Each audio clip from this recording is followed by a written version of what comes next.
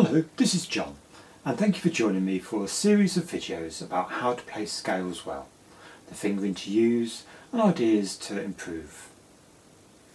We've looked at 7 keys that begin with white notes, and now we're looking through the black keys. We've looked at D flat major already, so we're on to E flat major, and E flat major has 3 black notes.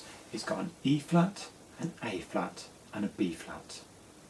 This is how E flat major goes. It's still a combination of going to your 4th finger and then going to your 3rd finger.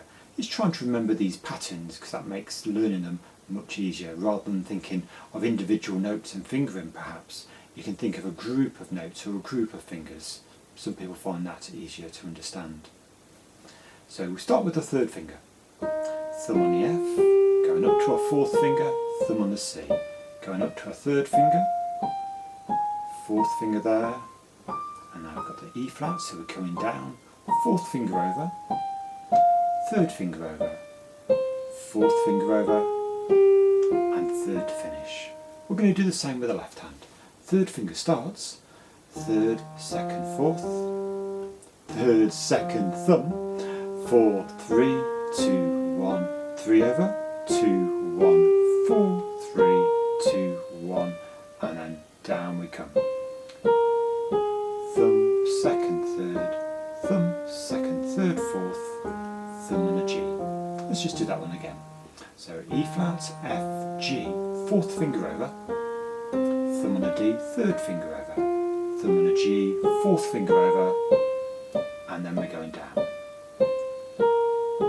Thumb, 2nd, 3rd, thumb, 2nd, 3rd, 4th, thumb, 2nd, 3rd.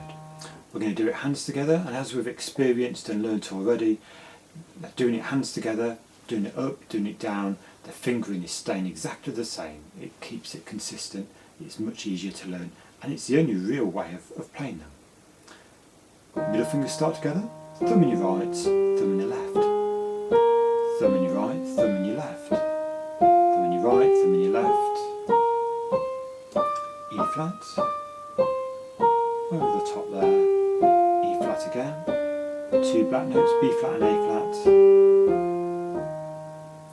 If we want to try and do it with contrary motion instead of similar motion, this is perhaps the easiest of them all for the black note starting for the major keys. The reason is it's because it's symmetrical. So this time if we do have a white key in one hand, we'll have a white key in the other. If we have a black key in one, we'll have a black key in the other. Sometimes if we're getting our ruler out, we'd sort of say, well, it's not quite symmetrical because, for instance, here, E flat, the next note here is a D, a semitone apart, the next note here is F, a tone apart. So broadly speaking, it is symmetrical if you're thinking of white keys and black keys, but if you're thinking of black keys to white keys being a semitone apart, and that being a tone apart, then it's not quite really. But just think about them as being black and white keys. So here's contrary motion.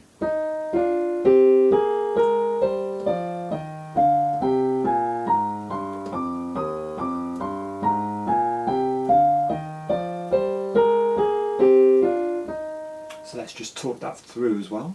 So we've got an E flat, 2 whites, 2 blacks, 2 whites, and an E flat, 2 whites, 2 blacks, 2 whites, and an E flat. Then we're coming in, we're going to have a 4th finger over first, then our 3rd finger, because we're alternating, 4th finger, and E flat to finish with.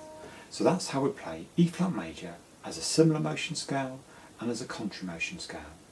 Don't forget the website, Nanita Music Lessons, then / playing scales. That will help you to look at some other resources that you might be able to use in your practice, which you're welcome to print out the PDFs if you wish to.